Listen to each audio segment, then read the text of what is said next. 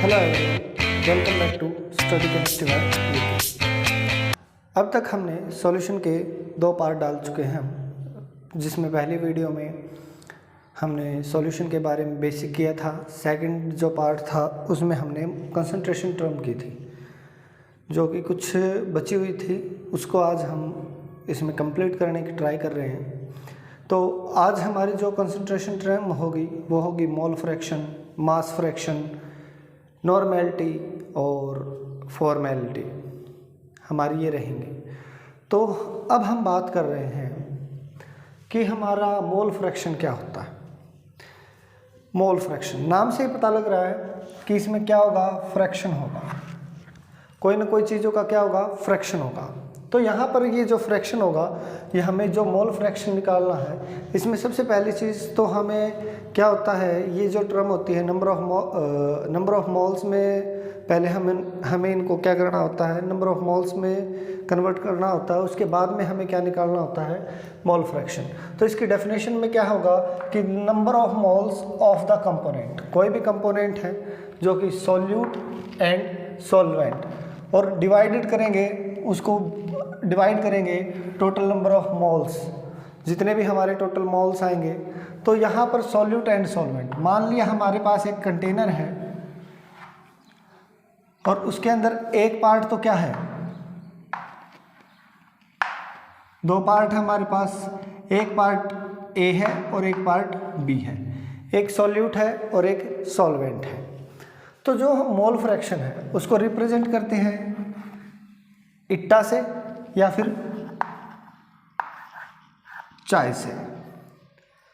इट्टा या चाय से हम इसको क्या करते हैं, रिप्रेजेंट करते हैं। ये इसके रिप्रेजेंट सिंबल रहेंगे।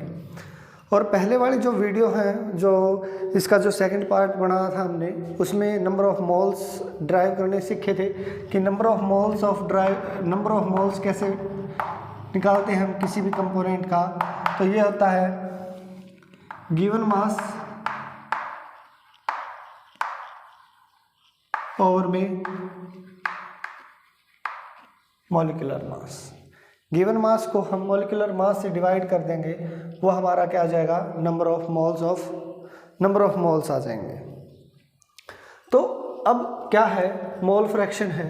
तो मोल फ्रैक्शन क्या होगा, बंटवारा है 2 चीज़ों का, उन चीज़ों में हम क्या करेंगे, तो मोल fraction of solute and solvent निकालना है। तो क्या करेंगे, मान लिया हमारे पास हम सॉल्यूट, जो सॉल्वेंट है उसको तो मान लेते हैं ए, और बी को क्या मान लेते हैं, सॉल्यूट। ए को सॉल्वेंट मान लेते हैं और बी को सॉल्यूट मान लेते हैं, और इस दौरान इसको हम करने की ट्राई करते हैं। तो मान लिया हमारे पास क्या है, मोल फ्रैक्शन ऑफ ए। तो वो क्या होगा, मोल फ्रैक्शन ऑफ ए क्या होता है, number of moles of A, number of moles of A. A यानी सॉल्वेंट यहाँ पर, यानी जो जिसका हम ड्राइव कर रहे हैं वो ऊपर आएगा, और क्या रहेगा नीचे, number of moles of A plus में, क्योंकि सम है तो number of moles of B. दोनों का नंबर ऑफ मोल्स को हम जोड़ देंगे तो वो क्या आ जाएगा, हमारे पास मोल फ्रैक्शन आ जाएगा, मोल फ्रैक्शन ऑफ सॉल्वेंट। तो इसी तरीके से हमें क्या करना है, similarly mole fraction of B निकालें तो क्या आएगा, यानी अगर हम इसी को इजी में लिखें तो यहाँ पर हम इसको लिख सकते हैं, mole fraction, number of moles of A divided by number of moles of A plus में number of moles of B. Similarly अगर हम मोल फ्रैक्शन ऑफ बी निकालें तो उसके लिए क्या रहेगा, number of moles of B, क्योंकि जो हम ड्राइव कर रहे हैं वही ऊपर आएगा, और number of moles of A plus में number of moles of B, ये रहेगा मोल फ्रैक्शन। तो यहाँ पर ये तो मोल फ्रैक्शन हो जाएगा, mole fraction of A and mole fraction of B. तो यहाँ पर अगर हम इसकी यूनिट की बात करें, तो यूनिट क्या होगी, यूनिट देखते हैं। वैसे ये जो होती है ये डायमेंशनलेस होती है, यानी इसकी कोई भी यूनिट नहीं होती। कैसे देखते हैं, यहाँ से हम ट्राई करते हैं। ऊपर है नंबर ऑफ मोल्स, तो मोल्स की यूनिट क्या होती है, नंबर ऑफ मोल्स की मोल, डिवाइडेड में दोनों क्या है मोल, और इसकी भी यूनिट क्या रहेगी मोल। तो यहाँ से हम क्या कर रहे हैं, मोल को कॉमन निकाल लेते हैं नीचे से, तो क्या आ जाएगा ये 2 टाइम्स मोल, तो ये हो जाएगा मोल से मोल कैंसिल, तो कोई कांस्टेंट आएगा। तो दैट मीन यहाँ पर जो हम क्या ले रहे हैं मोल फ्रैक्शन, उसकी कोई भी यूनिट नहीं होती, मोल फ्रैक्शन की कोई भी यूनिट नहीं होती। अब अगर हम इसको एक न्यूमेरिकल पोर्शन में करें, इसको एक प्रॉब्लम लेकर करते हैं सोल्व कि हम कैसे करेंगे। तो मान लिया हमारे पास कोई कंपोनेंट है, हम क्वेश्चन करते हैं कि हमारे पास 49 ग्राम, तो मान लेते हैं हम H2SO4 है, 49 ग्राम H2SO4 है, और 72 ग्राम हमारे पास क्या है वाटर है। ये हमारा क्वेश्चन रहेगा कि 49 ग्राम हमारे पास H2SO4 है और 72 ग्राम हमारे पास क्या है वाटर है। तो पहले तो हम इन दोनों के क्या करेंगे, अलग अलग दोनों के क्या करेंगे, पहले नंबर ऑफ मोल्स निकालेंगे। तो number of moles of H2SO4 निकालें तो क्या रहेगा, इसका गिवन मास कितना है 49, और H2SO4 का मॉलिक्यूलर मास कितना है 98, तो ये कट कर कितना आ जाएगा 1/2। इसी तरीके से अगर हम number of moles of H2O निकालें तो कितना है गिवन मास 72, और गिवन मास कितना है मॉलिक्यूलर मास 18, तो कट कर ये कितना आ जाएगा 4। ये तो था नंबर ऑफ मोल्स जो कि हम पहले भी कर चुके हैं। अब हमें क्या निकालना है, mole fraction of A and mole fraction of B निकालना है। तो मान लेते हैं यहाँ पर हमें क्या निकालना है, मोल फ्रैक्शन ऑफ H2SO4 और मोल फ्रैक्शन ऑफ वाटर निकालना है। तो पहले हम निकाल रहे हैं मोल फ्रैक्शन ऑफ H2SO4। तो number of moles of H2SO4 कितने आए हैं हमारे पास 1/2 आए हैं, डिवाइडेड बाय टोटल का सम, तो 4 + 1/2। तो इसको सॉल्व करेंगे तो क्या आएगा, अगर हम इसको सॉल्व कर रहे हैं तो हमारे पास ये आएगा, अगर हम एलसीएम लें तो ये आ जाएगा 1/2 8 और एक 9 और इधर आ जाएगा, ये ऊपर चला जाएगा 2, तो ये आ जाएगा 1/9। तो इसका आएगा 1/9। और इसी तरीके से हम किसका निकालें, वाटर का निकालें, तो मोल फ्रैक्शन ऑफ वाटर निकालेंगे तो क्या आ जाएगा 4 और 4 + 1/2। एलसीएम लेंगे तो क्या आएगा ये 8, 4 दूनी 8 और एक 9 इधर आ जाएगा और 2 ऊपर चला जाएगा, तो 4 × 2/9, तो ये आ जाएगा 8/9, इसका 8/9 आएगा। एक बात और याद रखनी है यहाँ पर जो बताई गई थी, यहाँ पर एक बात याद रखना, मोल फ्रैक्शन ऑफ ए और मोल फ्रैक्शन ऑफ बी ऑलवेज इनका जोड़ क्या रहता है 1 रहता है। तो यहाँ से हम ये चीज़ करके देखते हैं, अगर इन दोनों का जोड़ भी 1 आता है तो दैट मीन जो हमने किया है वो ठीक है। तो करके देखते हैं 8/9 प्लस में 1/9, यहाँ से 9 एलसीएम आ गया और ये दोनों जुड़ेंगे तो 8 और एक 9, तो 9/9 कितना आ जाएगा 1। तो दैट मीन जो हमने किया है मोल फ्रैक्शन वो क्या है ठीक है।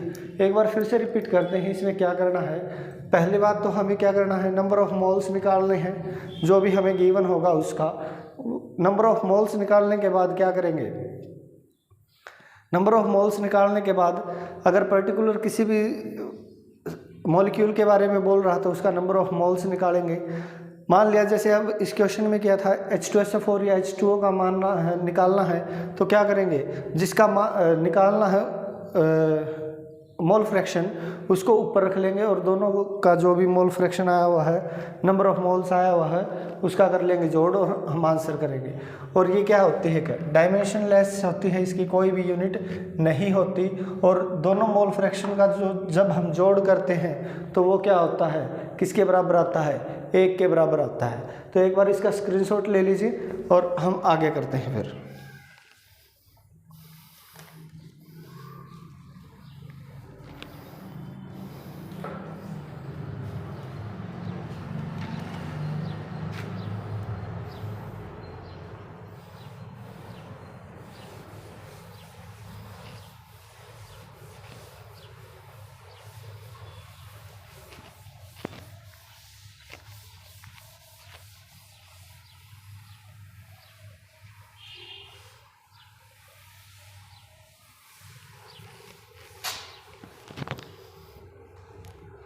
अब हम करेंगे मास फ्रैक्शन के बारे में बात। मास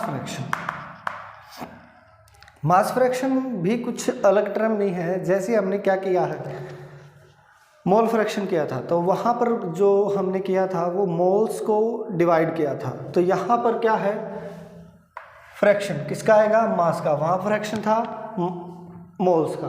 तो जैसे सिमिलरली वो थी मोल फ्रैक्शन, सिमिलरली ये भी क्या रहेगी, वैसे ही रहेगी। वहाँ पर क्या था, मान लिया उसमें भी 2 कंपोनेंट का क्या था, उसमें 2 कंपोनेंट का नंबर ऑफ मोल्स का ले रहे थे, सॉल्यूट एंड सॉल्वेंट का। तो यहाँ पर क्या लेंगे, वहाँ नंबर ऑफ मोल्स ले रहे थे, यहाँ क्या लेंगे, मास। तो अगर ए ले रहे हैं तो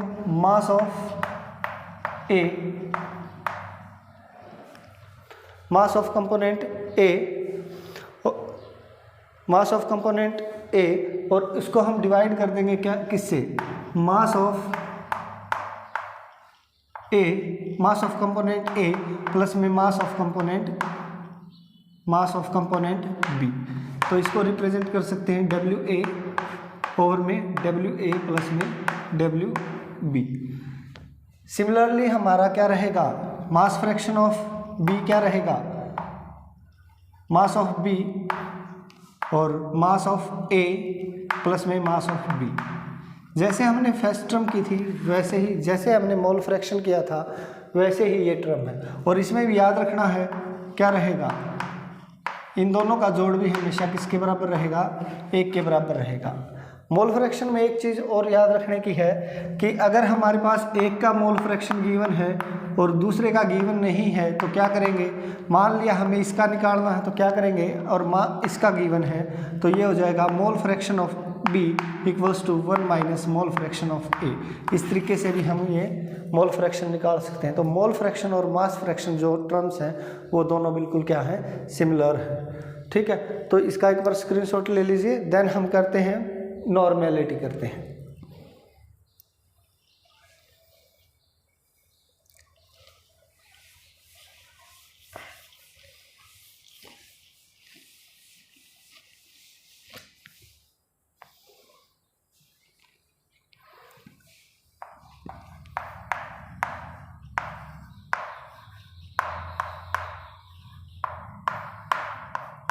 नॉर्मेलिटी इम्पोर्टेंट टर्म रहेगी नॉर्मेलिटी हमारी। तो नॉर्मेलिटी को हम इजीली कैसे बताएंगे कि नॉर्मेलिटी क्या होती है। तो हमने बात की थी ये टर्म यहाँ पर थोड़ी सी अलग होगी, जो भी हमने टर्म्स की हैं। क्या होता है, द नंबर ऑफ, या it is the ratio of, ये इट इज़ द रेशियो होता है नंबर ऑफ ग्राम इक्विवेलेंट,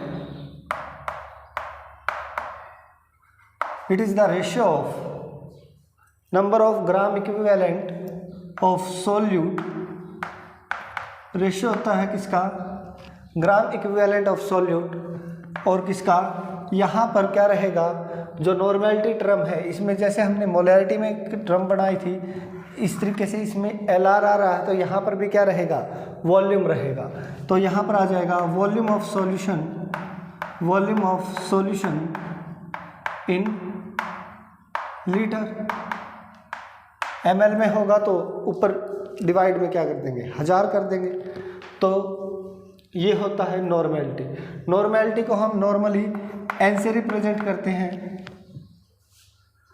तो ये हो जाएगा number of gram equivalent of solute over में volume of solution in litre. अगर हम इसकी यूनिट की बात करें, तो इसकी हो जाएगी ग्राम इक्विवेलेंट ओवर में लीटर, तो ये हो जाएगी ग्राम इक्विवेलेंट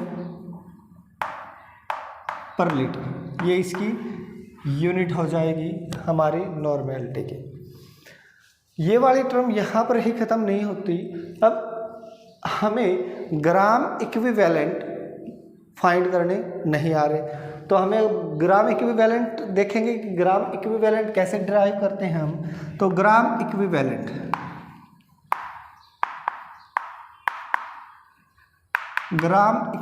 हमारे क्या होते हैं, हम यहाँ पर अब इसकी बात करेंगे। तो ग्राम इक्विवेलेंट होता है, जैसे हम क्या करते हैं नंबर ऑफ मोल्स निकालते हैं, तो उसमें क्या होता है given mass of solute over में मॉलिक्यूलर मास। तो कुछ इस तरीके की ही टर्म रहेगी ग्राम इक्विवेलेंट। तो यहाँ पर हम लिखेंगे गिवन मास ऑफ सॉल्यूट,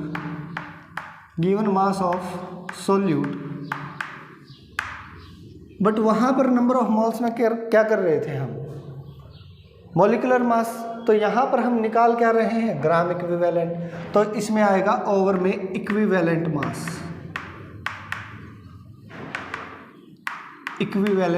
मास। तो क्या होता है gram equivalent given mass over में इक्विवेलेंट मास होता है। अब ये वाली जो टर्म है यहाँ पर ये भी न्यू टर्म आ गई, तो इसको कैसे देखेंगे। तो यहाँ पर हम देखते हैं इक्विवेलेंट मास क्या होता है। इक्विवेलेंट मास होता है हमारा मॉलिक्यूलर मास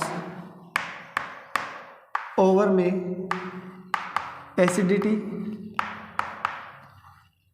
बेसिसिटी और वैलेंसी। ये होता है हमारा इक्विवेलेंट मास। तो ये जो क्वेश्चन है, ये जो टर्म है 3 टर्म में है। पहले में नॉर्मेलिटी क्या होगी, number of gram equivalent of solute divided में volume of solution in litre. फिर हम बात करते हैं इसकी यूनिट की, ग्राम इक्विवेलेंट पर लीटर। अब हमें ग्राम इक्विवेलेंट का पता होना चाहिए, ग्राम इक्विवेलेंट हम कैसे ड्राइव कर निकालेंगे। तो ग्राम इक्विवेलेंट होता है, जैसे हम नंबर ऑफ मोल्स निकाल रहे हैं, तो ये होगा given mass of solute over में मॉलिक्यूलर इक्विवेलेंट मास। और इक्विवेलेंट मास निकालने के लिए हमें करना पड़ेगा मॉलिक्यूलर मास ओवर में एसिडिटी, बेसिसिटी या फिर वैलेंसी। जो एसिडिटी होती है, जैसे नॉर्मली हम बोल देते हैं कि भाई एसिडिटी होगी, एसिडिटी होने पर हम क्या लेते हैं बेस। तो जो एसिडिटी होती है वो होती है बेस की एसिडिटी होगी। जो बेसिसिटी है वो किसकी होगी, एसिड की होगी। बेसिसिटी किसकी होगी, एसिड की, और एसिडिटी क्या होगी, बेस की। और वैलेंसी होगी हमारी साल्ट की। साल्ट के लिए हम वैलेंसी का यूज करेंगे। एक बार इसका स्क्रीनशॉट ले लीजिए।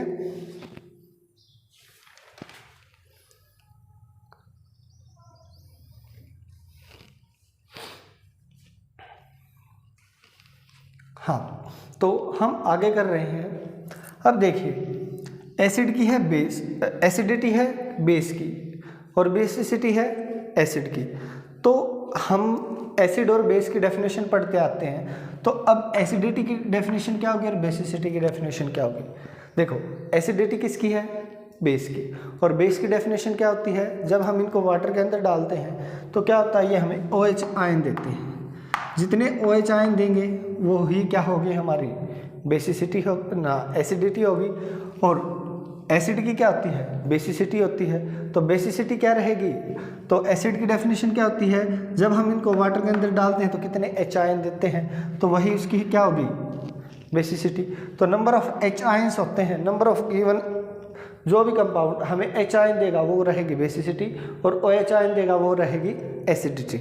तो एसिड की रहेगी बेसिसिटी और बेस की रहेगी एसिडिटी। तो एक दो क्वेश्चन करते हैं हम इन दोनों से रिलेटेड, और फिर बाद में बात करेंगे कि किसकी कौन जो बेस है उसकी एसिडिटी कितनी है और जो बेस है उनकी जो बेस है उनकी एसिडिटी क्या रहेगी और जो एसिड है उनकी बेसिसिटी क्या रहेगी, और साल्ट की हम वैलेंसी कैसे निकालेंगे। तो एक क्वेश्चन करते हैं, दो क्वेश्चन करते हैं यहाँ से। तो पहला क्वेश्चन है, नॉर्मेलिटी फाइंड करनी है हमें दे दिया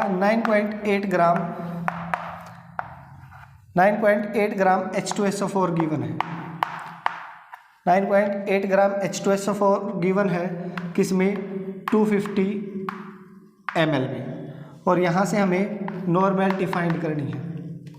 तो यहाँ पर जो हम क्वेश्चन करेंगे, यहाँ पर जो हम क्वेश्चन करने वाले हैं वो याद रखना ऊपर से नीचे की तरफ करेंगे। यानी हमारा ये पहला स्टेप था, ये सेकंड स्टेप था और ये हमारा थर्ड स्टेप था।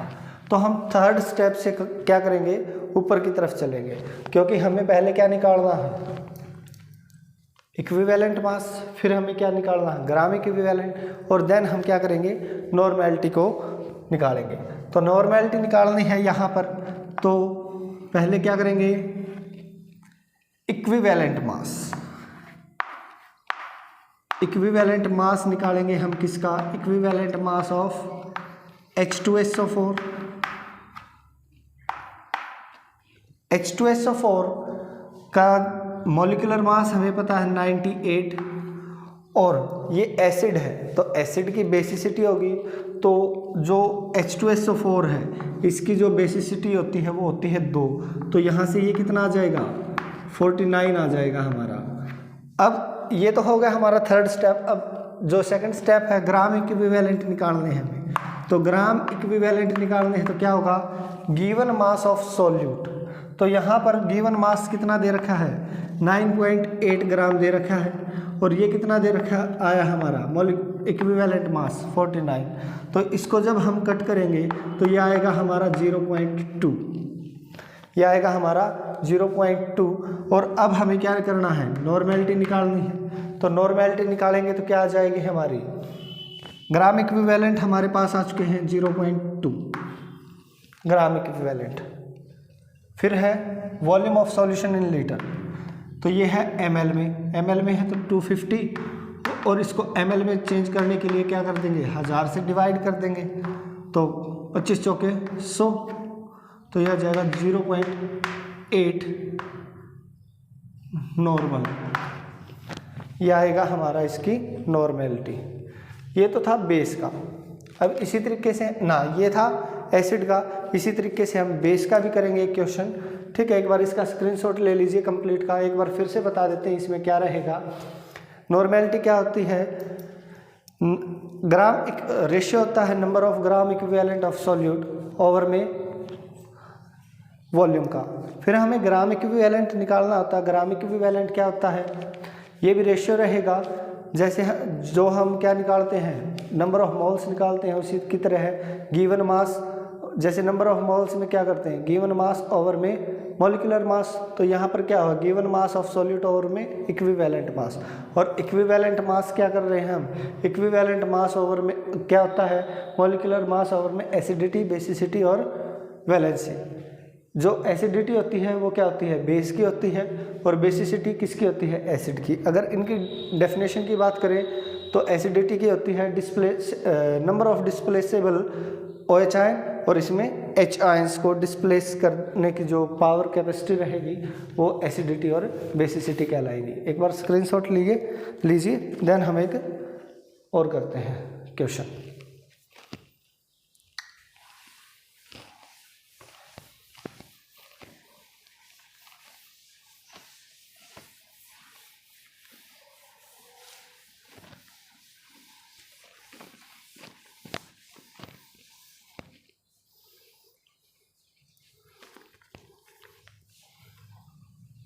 क्वेश्चन रहेगा हमारा, मान लेते हैं हमारे पास 80 ग्राम NaOH है।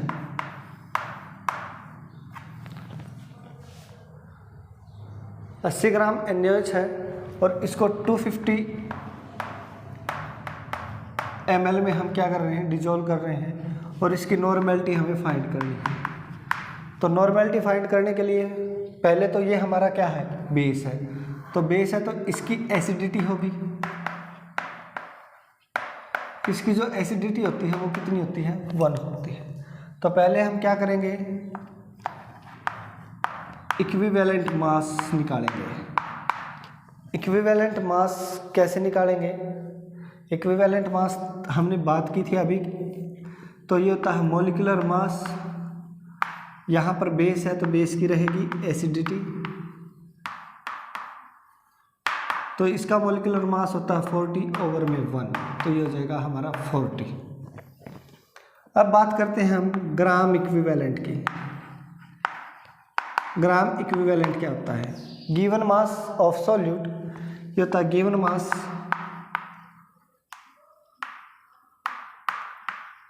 ऑफ सॉल्यूट ओवर में इक्विवेलेंट मास कितना है, गिवन मास 80 और इक्विवेलेंट मास आया हमारा 40, कितना हो जाएगा 2। अब इधर से हम क्या करेंगे, अब निकालेंगे हम नॉर्मेलिटी। नॉर्मेलिटी कितनी आई, पहले तो ग्राम इक्विवेलेंट कितना है हमारा 2, वॉल्यूम कितना है 250 ml, तो इसको किस में कर देंगे, वही ml से लीटर में चेंज कर देंगे, 1000 से मल्टीप्लाई, ये 4 आ गया, यानी 8 नॉर्मल आ गया, यानी 8 ग्राम इक्विवेलेंट पर लीटर, ये यूनिट थी। हमने इसके बारे में किया था कि ये हमारी क्या रहेगी, यूनिट रहेगी। एक बार इसका स्क्रीनशॉट ले लीजिए। देन हम करते हैं कि हमारे जो साल्ट रहेंगे, हमारे जो एसिड और बेस रहेंगे, उनको हम किस तरीके से वो करेंगे, उनकी एसिडिटी और बेसिसिटी को एक बार राइट डाउन करवा देते हैं कि किसकी एसिडिटी कितनी है, किसकी बेसिसिटी कितनी है।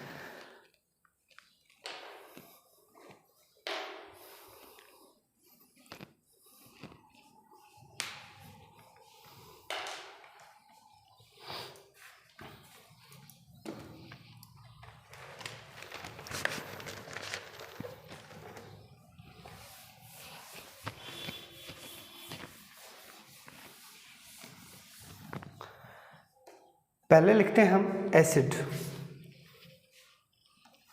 इधर लिख लेते हैं हम एसिड, और एसिड की क्या रहेगी,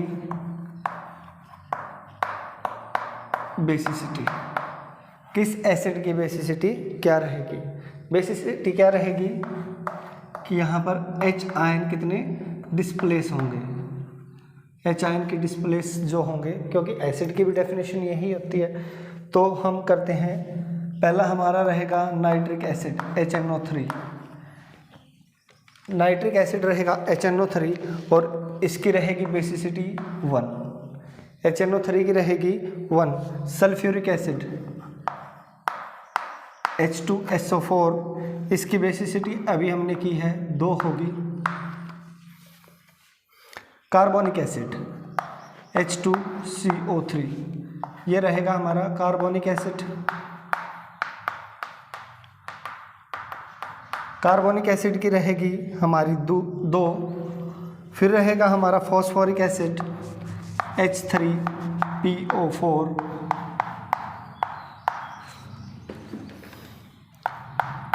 फॉस्फोरिक एसिड, इसकी रहेगी 3।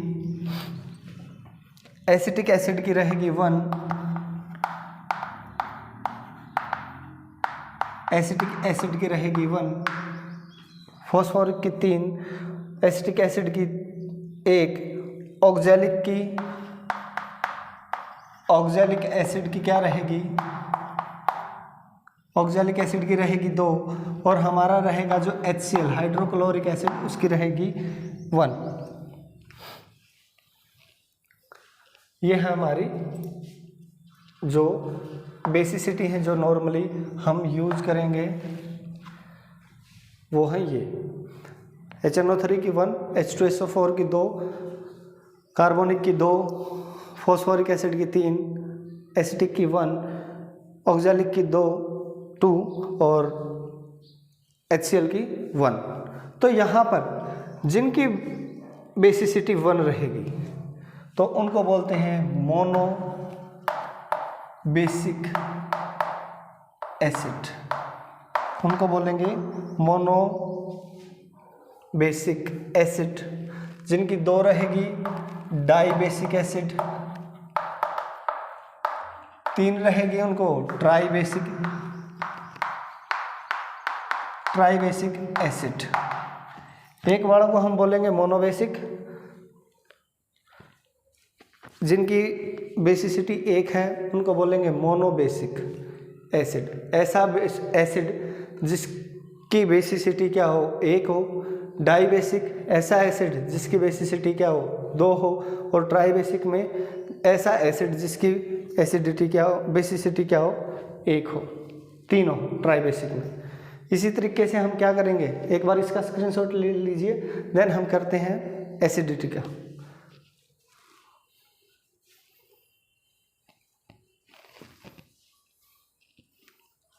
इधर ही कर लेते हैं इसको।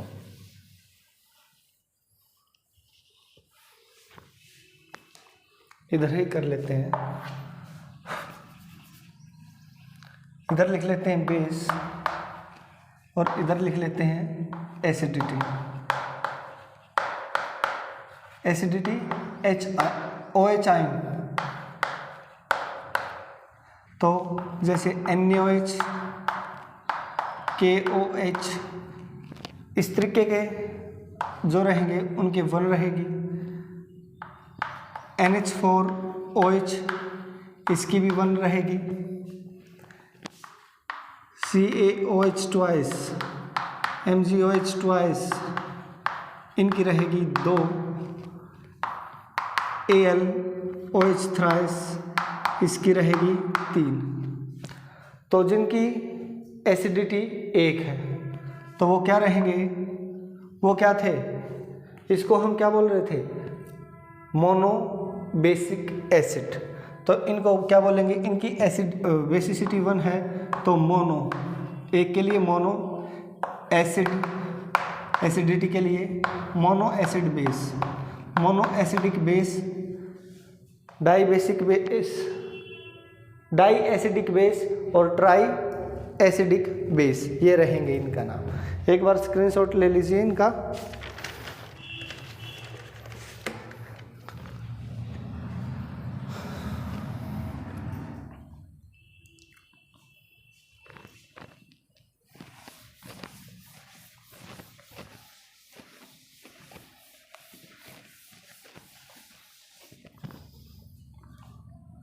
अब करते हैं हमें इक्विवेलेंट मास ऑफ एसिड निकालना आ गया, इक्विवेलेंट मास ऑफ बेस निकालना आ गया। अब हमें इक्विवेलेंट मास ऑफ साल्ट के बारे में भी देखेंगे क्या होता है।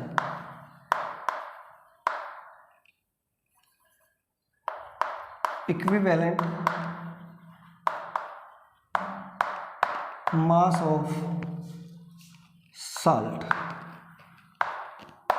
साल्ट का इक्विवेलेंट मास क्या रहेगा, तो यहाँ पर वही आएगा molecular mass of salt, molecular mass of salt divide में साल्ट है तो साल्ट की क्या आएगी वैलेंसी आएगी। तो वैलेंसी रहेगी total number, total positive valency, total positive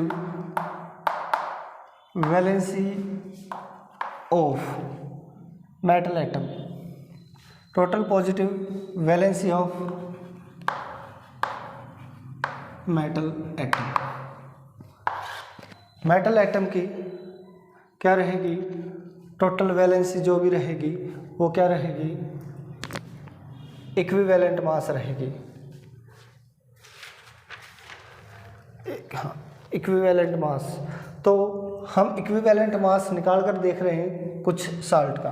तो for example Na2CO3 sodium carbonate. यहाँ पर क्या है, Na पर हमें पता है पॉजिटिव चार्ज होता है और ये 2 वैलेंस के लिए। तो यहाँ पर टोटल पॉजिटिव चार्ज कितना है 1 और ये वाला 2 मल्टीप्लाई में, तो यहाँ पर इसकी जो वैलेंसी होगी वो रहेगी 2। अगर हम AlCl3 की देखें, AlCl3 हमें पता है एल्यूमिनियम पर कितना चार्ज होता है +3, इसके साथ इधर 1 है तो क्या हो जाएगा, इसकी जो वैलेंसी है वो कितनी हो जाएगी 3 हो जाएगी। अगर हम बात करें Al2SO4, Al2SO4 थ्राइस, अब हमें पता है ऊपर वाले में भी एल्यूमिनियम की हमने कितनी की है +3 और ये 2, कितना हो जाएगा 3, 2 × 3 कितनी हो जाएगी 6, तो ये इसकी रहेगी। तो साल्ट की हमें कैसे करनी है, इस तरीके से करनी है। तो इक्विवेलेंट मास ऑफ साल्ट क्या आता है, molecular mass of salt over में total positive valency of metal atom, तो वो हमारा होगा इक्विवेलेंट मास ऑफ साल्ट। एक बार इसका स्क्रीनशॉट ले लीजिए, देन हम करते हैं लास्ट फ्रॉम फॉर्मेलिटी।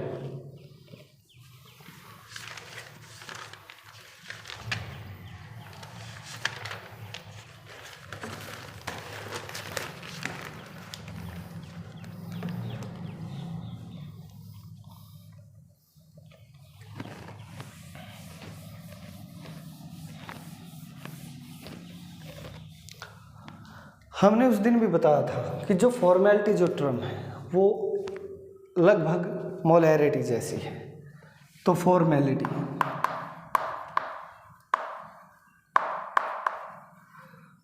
को F से रिप्रेजेंट करेंगे। फॉर्मेलिटी होती क्या है, मोलैरिटी क्या, हमने मोलैरिटी को क्या बताया था, number of moles of solute present in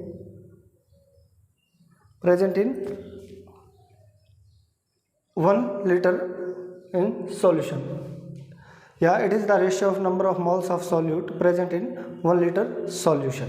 तो फॉर्मेलिटी में पहली बात तो जो फॉर्मेलिटी होती है वो किसकी होगी, साल्ट की होगी। साल्ट या हम बोल सकते हैं आयनिक कंपाउंड, आयनिक जो साल्ट होंगे उनकी होगी, कंपाउंड की नहीं होगी। जो कंपाउंड आयनिक होंगे जैसे NaCl पॉजिटिव नेगेटिव, जो चार्ज पॉजिटिव नेगेटिव कंटेन करते हो सिर्फ उन्हीं की। तो यहाँ पर क्या रहेगा, यहाँ पर रहेगा नंबर ऑफ ग्राम, ये रेशियो है number of gram formula masses, number of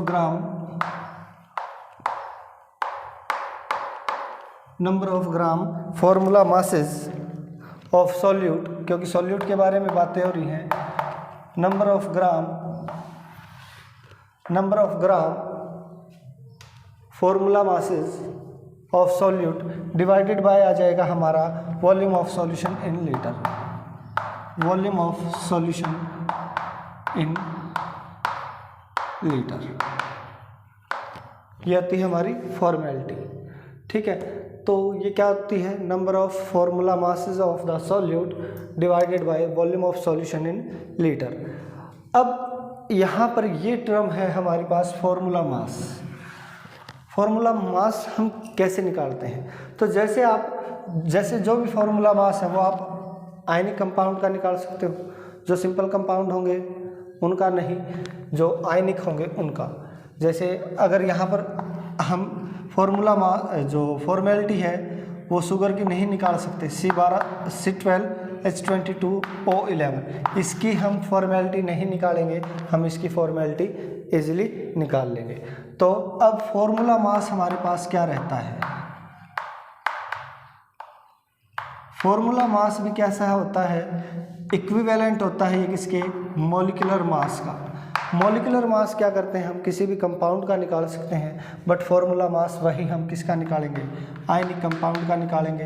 तो जैसे हम क्या करते हैं, जैसे मान लेते हैं NaCl का है, हमें क्या निकालना है, फॉर्मूला मास निकालना है। तो इसका क्या है, एटॉमिक मास 23 होता है, एटॉमिसिटी 1, इसकी एटॉमिसिटी 1 है और एटॉमिक मास कितना है 35.5 और इन दोनों को जोड़ेंगे तो कितना आएगा 8 5 5। ये रहेगा हमारा फार्मूला मास। तो हम किसी भी टर्म का इस तरीके से फार्मूला मास निकाल सकते हैं। फार्मूला मास निकालना कोई टफ काम नहीं है। जैसे हम मॉलिक्यूलर मास निकालते हैं वैसे ही क्या है, जैसे हम मॉलिक्यूलर मास निकालते हैं वैसे ही फार्मूला मास है। तो ये एक न्यू टर्म है 12th के अंदर, तो इससे ज़्यादा घबराने की ज़रूरत नहीं है। सिर्फ आपको फार्मूला याद रखना है, number of gram formula masses of solute over में volume of solution in litre. तो अब हम जो भी है इसके जो हमने नॉर्मल जो क्वेश्चंस थे वो कर लिए, जो सारी टर्म थी लगभग हम कर चुके हैं। अगर कोई टर्म, शायद मेरे अकॉर्डिंग तो कोई टर्म रहती नहीं है, बट अगर कोई टर्म बाकी है तो आप उसका हमें कमेंट करके कमेंट बॉक्स में बता सकते हैं। तो इसी के साथ हम यहाँ पर इस वीडियो को यहाँ पर हम ख़त्म करते हैं, और जो नेक्स्ट वीडियो होगी उसमें हम सॉल्युबिलिटी टर्म्स के बारे में पढ़ेंगे। Thank you for watching this video.